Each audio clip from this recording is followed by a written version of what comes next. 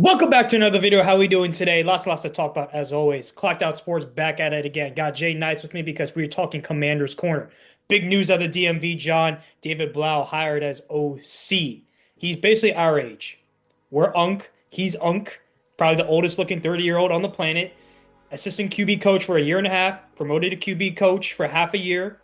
And then now he's OC. So DQ must see something. He's smart. He's talented. He must have potential. DQ mentioned that he regretted not keeping LaFleur and or Mike McDaniel on the staff after Kyle Shanahan left. So let me ask you this, John. Do you like this move? Just personal preference. Thanks for having me, Z. Always fun to talk Commander's Corner. I think it was surprising at first, especially given the fact that some big names were available and out there to get. I think didn't want to make the same mistake again. We're always tired of, as Commanders fans, of seeing that graphic of McVay and LaFleur and Shanahan and Slowick and everybody else on that list of all these great offensive minds, Kevin O'Connell, that we've had in the building that have gone on to be successful offensive minded head coaches elsewhere. And I think Dan Quinn didn't want to make that same mistake with Shanahan being on his staff in Atlanta and kind of letting him walk. So I think it's one of those things where you have a guy in the building. He's got familiarity with Jaden. Let's keep it going and keep a same voice in his ear. So I would say at first I was kind of like, whoa, that's kind of surprising. But then the more you think about it logically, it makes sense. I know last year in 2024, Commanders blocked Blough from being able to interview for the Jets open position to be a head coach.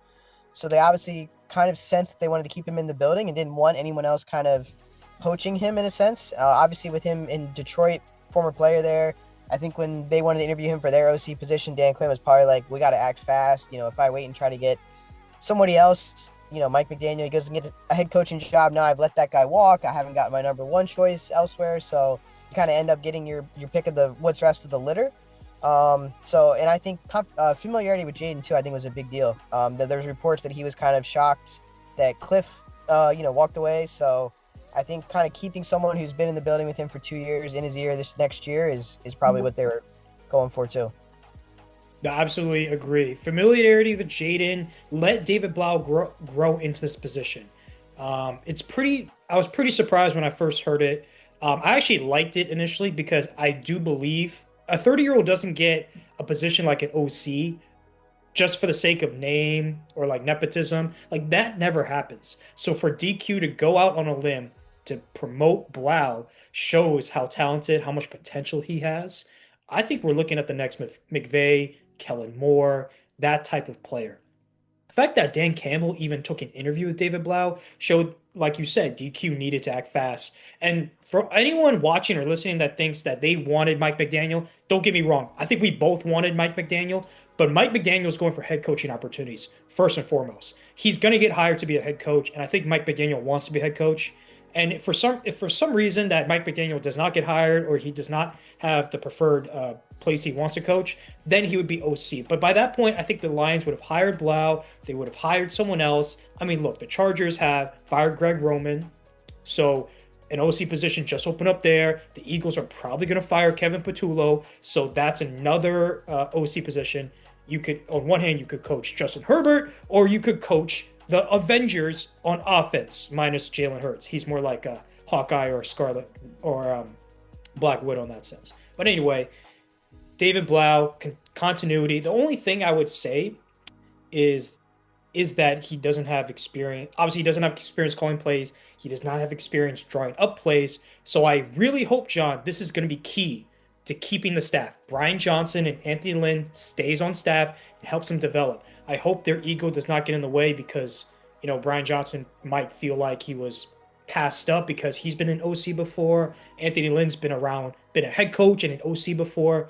But I just hope that these guys stay and, put their ego inside and say, let me help develop Blough into something and truly make the Commanders special next year. Because this signals that DQ is on the hot seat. It is scorching hot. And DQ needs this offense to be rolling. 100%, for sure. Is there a possibility, John, if the Commanders have a great offense, and we make the playoffs, maybe win a game or two, yet the defense still struggles? Do you think we fire DQ to promote Blough? Is that a possibility? I think it has to be. I think they're hoping they have the next offensive genius in the building in a sense with, keeping a young guy, giving him a chance on staff like that. So I think it's definitely a possibility. I've seen reports or theory, not reports, but theories and people guessing like the defense starts out looking bad, and the offense is cooking. That you're just gonna cut Quinn and like promote Blough right on the spot and like kind of let him run the show for however long he wants to be here. So yeah, I mean, I think Dan Quinn's definitely. I think now it's a matter of like he's got to have success, but also the defense has to be improved, right? Like we see all these other defensive-minded head coaches in Houston, in Seattle, and these defenses are elite, and our defense is just not even close to that level of what those teams are that are still deep in the playoffs, right? That have defensive-minded head coaches. So, his side of the ball has to improve. We have to see him bring in, someone that is going to be able to transform this defense, and yeah, his seat's scorching hot for sure. Yeah, and like he's a DQ is a defensive mastermind. He's a great schemer, but we're just not seeing that. Is that I know we don't have the most talent, but you gotta show competency. You gotta show me something, some juice on the field, especially on the defensive side of the ball.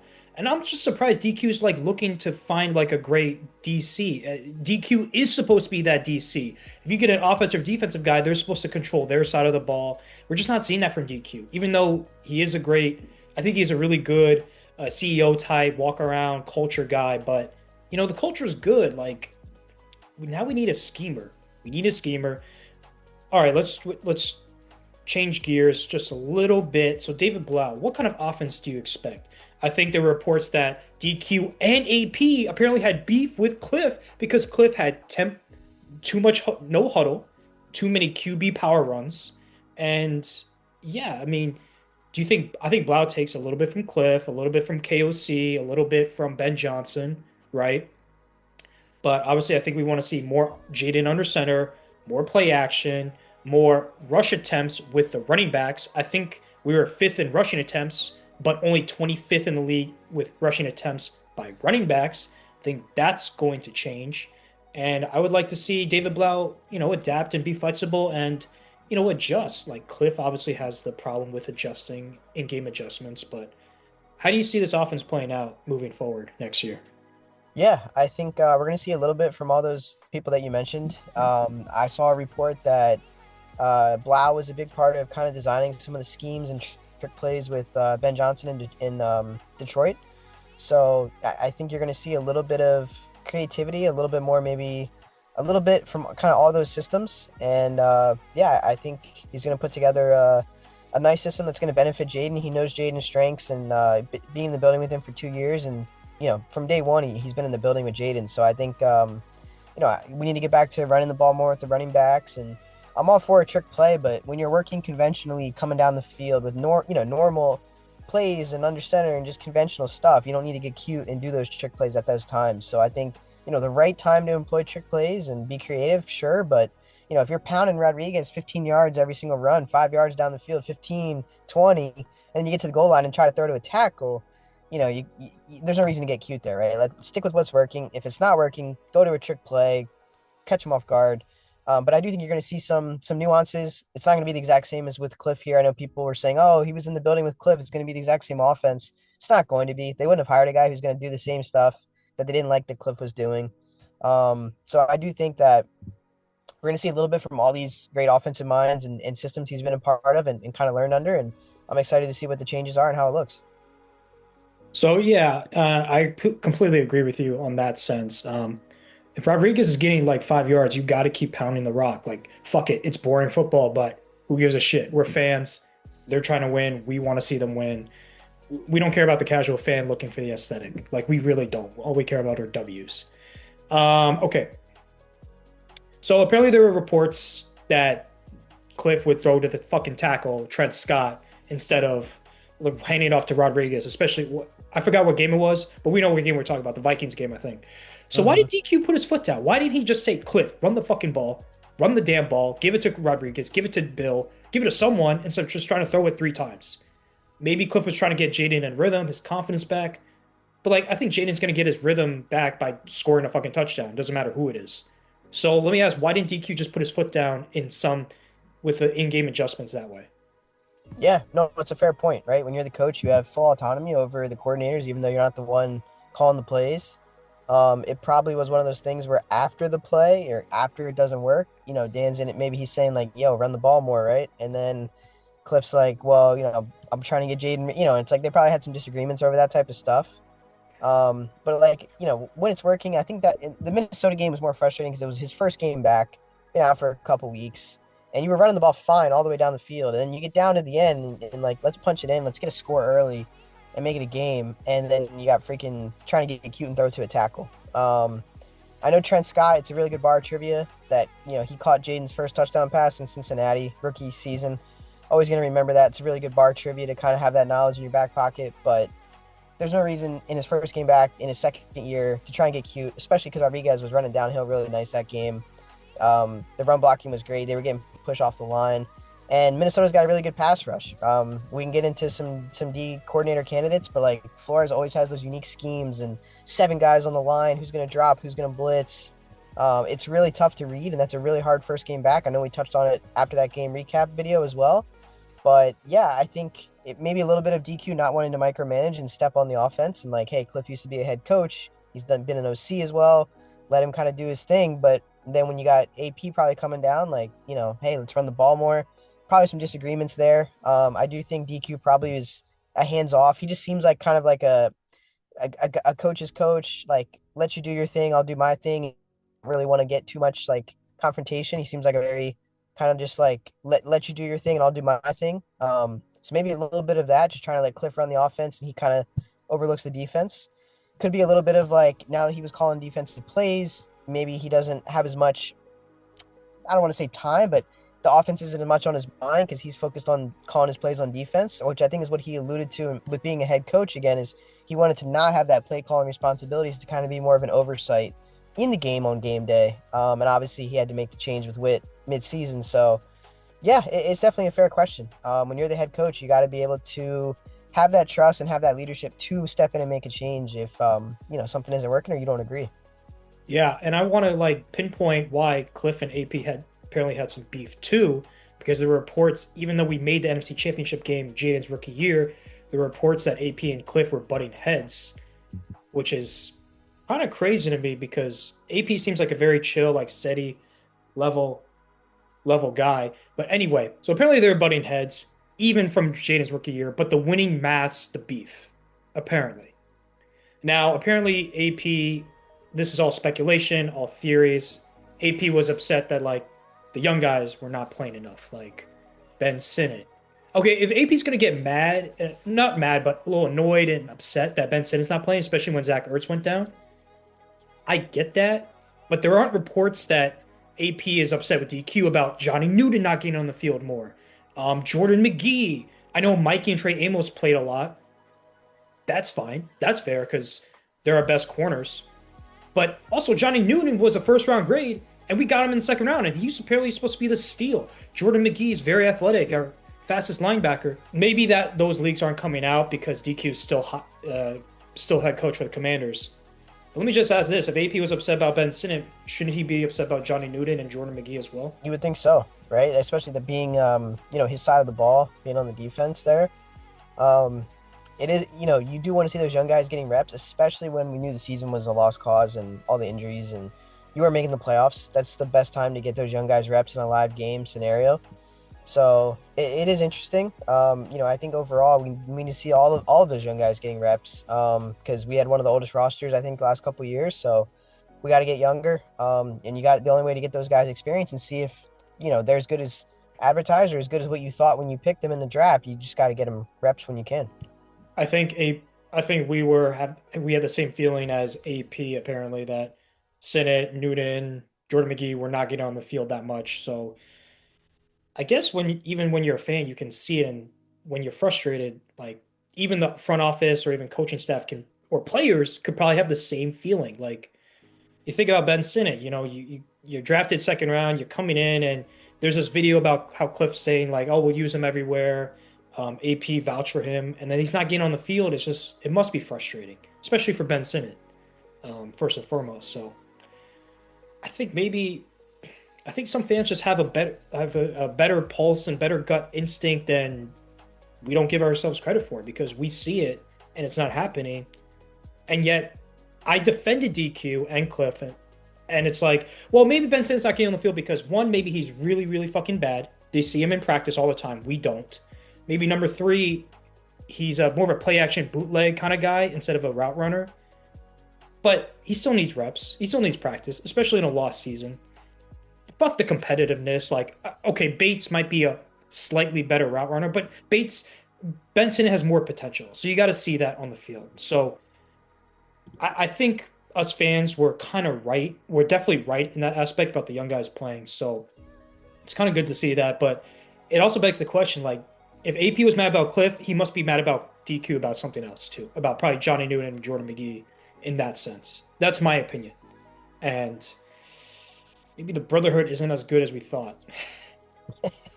I think among the players, I think he's respected, but I think when stuff goes bad, you're gonna have some of that disagreement and turmoil, probably among the coaching staff and yeah, and just getting those young guys reps for sure. All right, so let's just hypothetical. Let's say David Blough was hired by the Lions to be the Lions OC, right? And Mike McDaniel's interviewing for head coaching jobs. You see Tomlin got fired. You see the Chargers fired Greg Roman. The Eagles are going to fire Kevin Patullo.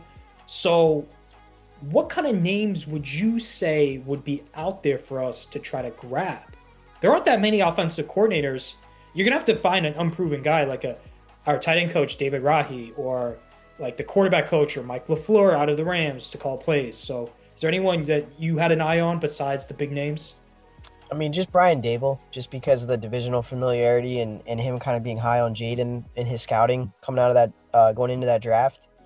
But I mean, that's why when you kind of start looking at the candidates, it's like Blau was in the building, has that familiarity, and then I don't think McDaniel's going to take an OC job when there's like eight head coaches, or like eight head coaching availabilities. I think right now, maybe nine now with Mhm. Tomlin. So it's like I feel like he's going to want to try to get another head coaching gig. So I just don't know if there were a lot of other kind of proven commodities out there. So if you're going to take a chance on someone that you don't think doesn't have any experience, you're going to take a chance on a guy that's been in your building, right? I think it would be a little bit more worrisome if we go after someone like Mike LaFleur from LA who's never done it before, but he hasn't even been in our building to know Jaden and kind of be familiar with the what works for him and what kind of system or stuff he likes to run. So if you were going to take a chance, I think that was the safe play to take a chance on a guy who's been in your building.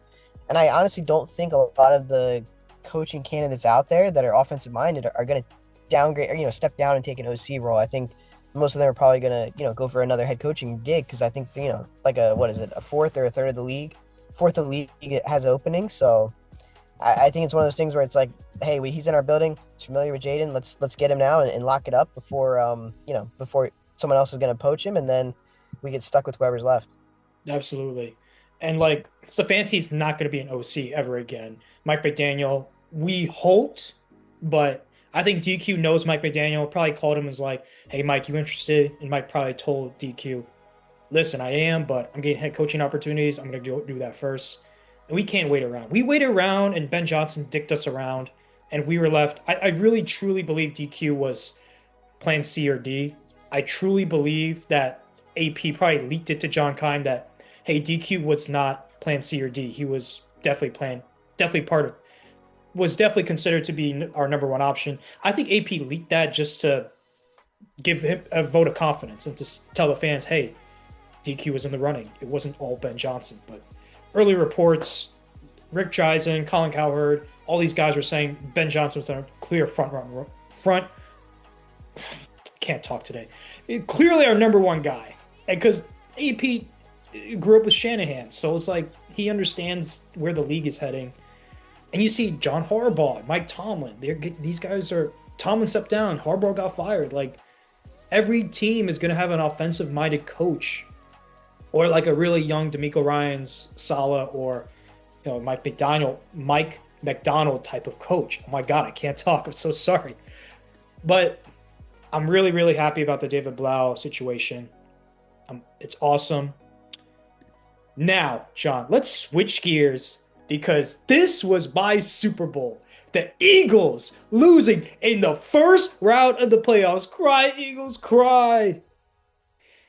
This was not a nothing burger. This was a back, and I'm loving it. I was hate watching the whole time. Did you see Niners fans walking to Lincoln Field and Eagles fans throwing shit at them, like beer cans and food? And I think the Niners fought back and started throwing shit back. But what a fucking trash fan base, trash fucking city. Fuck those guys. You have no class. You got no manners. You got nothing.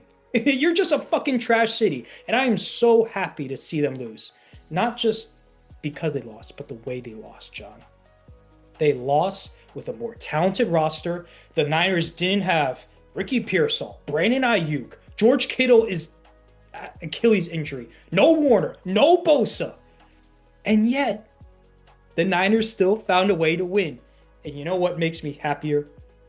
Sirianni exposing as a lame duck, Jalen Hurts being the most overrated quarterback in the NFL. I would say Brock Purdy's better than Jalen Hurts right now. No, no doubt. I don't care if Hurts has the better resume. Tom Brady criticizing Jalen Hurts. I don't know if you heard that. He was like, "Why? Why is Jalen escaping the pot in a clean pocket?" I've been saying this ever since I saw the Eagles and Giants game. The four-man rush against the Giants, two guys go down and get pancaked, and yet Jalen Hurts scrambles out of the clean pocket because Hurts can't see and throw across the middle of the field. He's too conservative. And Nick Sirianni, lame duck coach. So, oh, I'm so happy, John. Yeah, no, that was great. I think there's nothing better than seeing Philly lose. And like you said, the way they lost, the Niners had all those injuries. I think an in-game injury is even harder than like they've been missing, Warner for a while and Bosa, whoever else. But when a guy goes down in game, you've had no time to practice and get those other guys the reps, right? And kind of like the guys just have to step in, right? Because Kittle's been getting all those reps at one, and like you can't plan for him to go down like the way he did mid-game like that. You got to adjust on the fly. So the fact that they overcame all those injuries on the road, and Purdy came down, led the drive to get the touchdown to make sure they didn't just go up, I think, 2 at the time. So that made Philly have to get a touchdown at the end to take the lead. And, when Jalen Hurts got the ball, it's like that this is what all the great quarterbacks do in the playoffs when your team needs you to go down and get a score. Do you get it? Do you come through? And he didn't. And when you make him one-dimensional, when he can't just rely on Barkley and the running game and those read option and like the RPOs, you can see, right? You can just sit back. Once they got down, they moved the ball down. But once it got to where it's like, all right, we're gonna have to probably just get this through the air. The field condenses. You can't just keep taking those underneaths. He couldn't make the throws. I think he threw into like 4 guys on that last play. Okay, 4th down, whatever, you got to throw it. But guy was never open. He was throwing to Goddard. He had like 4 guys were on him. And it's just like those are the type of drives. If you're an elite quarterback, you come through in the clutch more times than not. And usually the Eagles defense is so freaking strong that they don't even have to put Hurts in those situations. He doesn't have a lot of experience to even like have to be in those spots. Caleb Williams, big comeback, all those touchdown drives, crazy 4th down throws. Those quarterbacks, Josh Allen, you name all these quarterbacks that are still, in the playoffs, and more times than not, Jaden last year, rookie year, right? They led those drives when they had to, either to ice the game and get the walk-off win, or you're trailing, you come down and get that touchdown. And that's the difference between those elite top-level quarterbacks and then just like a really good quarterback. And I think Hurts is really good, but you can tell when you need him in his arm to win you a game like that, he didn't come through. I would disagree with you, John, right there. Hurts is mid. He is mid. His ceiling is good. He's not really good. He's just good. He's basically just mid. You can't listen. Most of the blame is going to be on Sirianni and Patullo because of scheme and the offense. However, Hurts does get some blame. Led the league in 3 and outs. You can't have that with the Avengers. You can't, and it's unacceptable. And this is why I'm so happy. It's because they have, first of all, the Eagles have probably the best roster on paper past 2 years at the very least. And they should be a dynasty. They should, but they're not. They lost in the first round of the playoffs, which makes me happy because this is the best case scenario for the Eagles. They made the playoffs. Okay, you win the division, blah, blah, blah. I was upset then. But you lose first round and you get like a low-end first-round draft pick. So Howie can't manipulate and trade back or trade for a star player. And yet now the Eagles are out of the tournament. They're out of the dance. They can't win the Super Bowl. So this is best case scenario for both of us just to see. And this gives Eagles fans hope to say, hey, let's run it back with Sirianni. Hey, let's run it back with Jalen Hurts instead of trying to upgrade head coach and quarterback, which I don't want. I need them to stay. They got to stay because they're both lame ducks. And John, speaking of breaking news, speaking of OC positionings, apparently the Eagles have just fired Kevin Patullo. No surprise there, right? Yeah, I think we knew that was coming. Yeah, I mean, I'm just glad that they think Hurts is the franchise quarterback. Because and I hope Jackson Dart, they think he's the guy too. So I think Jaden, when healthy, is in the conversation. If not, Dak, whatever, usually chokes in the playoffs. But I do think that we probably have, if not one, like one B top quarterback in our NFC East. Which is why if you don't have the quarterback, you're never gonna go far. You got to have that. That's the one position you got to have your guy. You got to have a top 10 quarterback in the league to have a chance in the playoffs. So yeah, it was great to see. Just anytime Philly loses, it's great. They just won the Super Bowl last year. Give me a break, right? Like, you don't need to give another franchise a chance to get some glory in there. And San Francisco, it was revenge for the 2022 Josh Johnson game. Oh my You know, God. The that was Eagles just fans brutal. take credit, but they had no quarterbacks. Like the Niners had no shot, no chance. And I'm like, well, yeah, you won, but they won with a broken cast. Like in a race between two people, if someone's in a wheelchair, the other person is going to win with the healthy legs. So, Yeah, I mean, do you think maybe Sirianni should have had Jake Elliott practicing extra points, not going for two when they were up like what is that, 17 or 18 oh yeah, in the dude, other I game? forgot Yeah, about that. Sirianni's a bitch. yeah. You might have What needed a that extra point there late in the game. Who knows? Jake Elliott, fucking choke job. He sucks. He's gonna get cut probably. Got to move on from him. But hopefully they, for my sake, our sake, John, they keep him because Jake Elliott sucks. I think Sirianni stays, Hurts stays, which is best case scenario for us because I do want to beat this Eagles team. I want to show how good Jaden Daniels is, how good he really can be. Because with David Blough running the show, fresh start, maybe some new players, some new free agents. Let's beat the fucking Eagles and their Avengers team and show Jaden Daniels is fucking elite and marathons ahead of Jalen Hurts. Like seriously, I just want to prove that if Jaden Daniels can beat the Eagles and that tremendous defense in the playoffs and drop 30 points on them, there's no and get the dub. There's no question that Jaden Daniels is here and he is not leaving anytime soon. But what say you? Yeah, no, I think we got to improve our defense. I think we have our quarterback. We got to get like one more weapon on the outside, a receiver, and Jaden's always going to keep you in games. I saw something on Twitter that was really interesting. Basically said that like Drake May can make a mistake and the defense like gets a 3-and-out right on the next sequence, and Jaden Daniels makes one mistake and he's down 21-0. And it's just like that just shows you right there that we need a defense to complement. You're gonna have those games where Jaden's gonna make a turnover. More often than not, he's gonna respond and he's gonna come back stronger in the game even when it happens. But when you don't have a defense like that, it puts so much more pressure on your quarterback. And we've seen that in the Commanders games where defense goes down 7-0. Jaden gets the ball, he has a bad turnover. It's going to be 14-0 by the time he touches the ball again. Right. So it's like you got to get a defense that can pick your offense up when you're going to have those mistakes that happen. Some guy's going to make a play. It's going to happen. But we can just get some more pieces on that defense and, we don't have to keep scoring 30, 40 points a game with Jaden to win like we did his rookie season. You're going to be in a lot better shape because Jaden can win you a game with his arm. He can also, he could protect the lead with his run game and running ability and play that time possession that we saw rookie year. And, we only won those games in the playoffs because, freaking Detroit just had like 4 or 5 turnovers, right? So, Mm-hmm. we need our defense to not always rely on like a turnover or score. We need them to be able to just force punts, which we've talked about all season as well. Absolutely. Sorry, guys. My work is blowing up, and I can't like log out. Otherwise, I don't remember my password. So sorry about that, guys. About those noise notifications. That's my work. Unfortunately, this is not our full-time job yet. Manifesting that it will be very, very soon. But yeah, cry Eagles cry. Just want to say, have some friends in Philly, and my friend was driving around the city, and it was dead empty, so quiet, like a ghost town. And I'm like, that's probably the best feeling because they were sick. You were sick. And the way you lost and who you have and the you lost, Eagles fans, you lost because of Sirianni and Jalen Hurts and Kevin Patullo. You got to put Patullo there, but please, please, by all means, keep both of them, Sirianni and Hurts. Please, please, like I beg of you. They're so elite.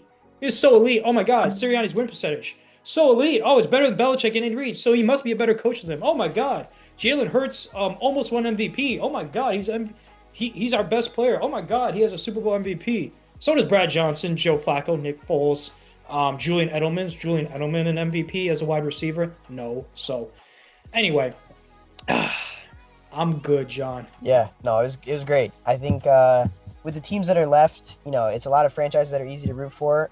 Just like Buffalo, franchise deserves one. Four Falls of Buffalo, we all know the history there. Never won a Super Bowl, been to four straight. It's like hopefully a team like that can kind of get over the hump and bring one back for the city because nothing invigorates a city like getting the Super Bowl. And love seeing the Chiefs not being in it. Love seeing the Eagles lose. Right, give some new teams some chance to kind of make it through. Maybe Stafford gets another one. They have some playoff experience. Maybe Darnold overcomes his ghosts. Maybe the Bills finally break through and get one, or Drake May, goes on and can lead the Patriots. And they have another quarterback like Brady, where there's going to be set for the next dynasty again. So it's going to be exciting for sure. And nothing better than to. I think the only team I hated was the Eagles that were left. So now it's kind of just like sit back and enjoy the football and hope the games are competitive. Yeah, just gonna enjoy football. I am hate watching the Bears. Don't want to see Caleb Williams win just because he's in the same draft class. Same with the Patriots. The Patriots have had a dynasty for 20 years, so don't want to see them win. I don't want to see the Broncos win. I don't want Bo Nix to win. But mainly it goes like Bears, then the Patriots, then the Broncos. Bills and Rams are top teams for me to root for. The only reason why I'm hate watching the Bears low key, not like the Eagles, but like low key hate watching, is because of the Bears fan base being very insecure about Caleb Williams versus Jaden Daniels. We all know Jaden's better than Caleb. All right, let's calm down. Them Bears fans rooting for Jaden Daniels to be hurt and shit like that. That's unacceptable. You only wish for someone to be hurt like Deshaun Watson, a piece of shit like that. Jaden Daniels has done nothing of that sort of caliber. So fuck the Bears fans. Fuck the city of Chicago. Congrats on your win. Yada yada yada. But I hope you lose in the next game. I think they play the Rams. Yeah, No, they play the Rams. yeah. Bears hosting the Rams. Okay, well, rooting for the Rams regardless. So Rams, Bills, Super Bowl. Who's your Super Bowl pick? That's a good question. I feel like the Niners, maybe they go all the way. I think losing Kittle's gonna be a big loss. Seattle's defense is so legit. So is Houston's. I think those are the best two defenses I've seen. I know Denver has like a really good defense, but Mariota basically almost beat them. They have a good line, but Mariota could still come down there and put up points on them. So I think they're susceptible. Their offense is probably a little bit weaker.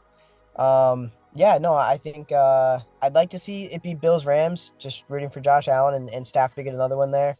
But if I had to pick right now, I'd probably have to go. I just don't trust Seattle. I'd probably have to go 49ers from the NFC and AFC. It's super tough. I don't really trust. It's just so hard, right? No one has this playoff experience to be like, oh, just put Mahomes in the Super Bowl every year.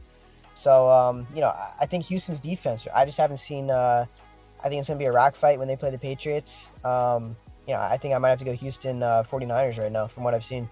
Oh, you're going defense and then Shanahan. I can respect that. I can see the Niners. Listen, I think Brock Purdy is better than I give him credit for, and I'll happily admit that I was wrong. And I think Brock Purdy could be in the conversation for top 10, but Hurts is definitely not top 5. He's definitely out of top 10 after winning No, this season. Hell no. yeah, I think Purdy's a and better quarterback. What's up? no, I was gonna say, and to your point about the Bears too, right? If Caleb makes the NFC Championship game, they're gonna be like, oh, Jaden and Caleb both have made a championship game. Look, they're the same, or Caleb's better. And it's like, well, Jaden did it with literally Zacchaeus, and okay, well, Caleb has Zacchaeus too. It's like, well, he got Dami Brown paid, and Dami Brown was a healthy scratch for Jacksonville in a freaking playoff game. So he took and a terrible defense. So Chicago's got some of the best, two legit running back ones, great running game, and they don't put the ball like. I mean, Jaden's better. There's no other way to say it. I just hope Caleb doesn't make the championship game just so that we have that over them, that he took the Commanders to the championship game rookie year. No, I completely agree. The Bears have the better roster. They had the better roster last year, and they have a better roster this year. Their weapons are much better. Their depth is better. We have Terry, and like that's it on offense. But anyway, thank you guys for watching so much. Like, comment, subscribe. What we should talk about next down below. When we hire our DC, we will be back at it. So I'm Z Shaw. I'm Jay Nice. I will catch y'all later. Deuces.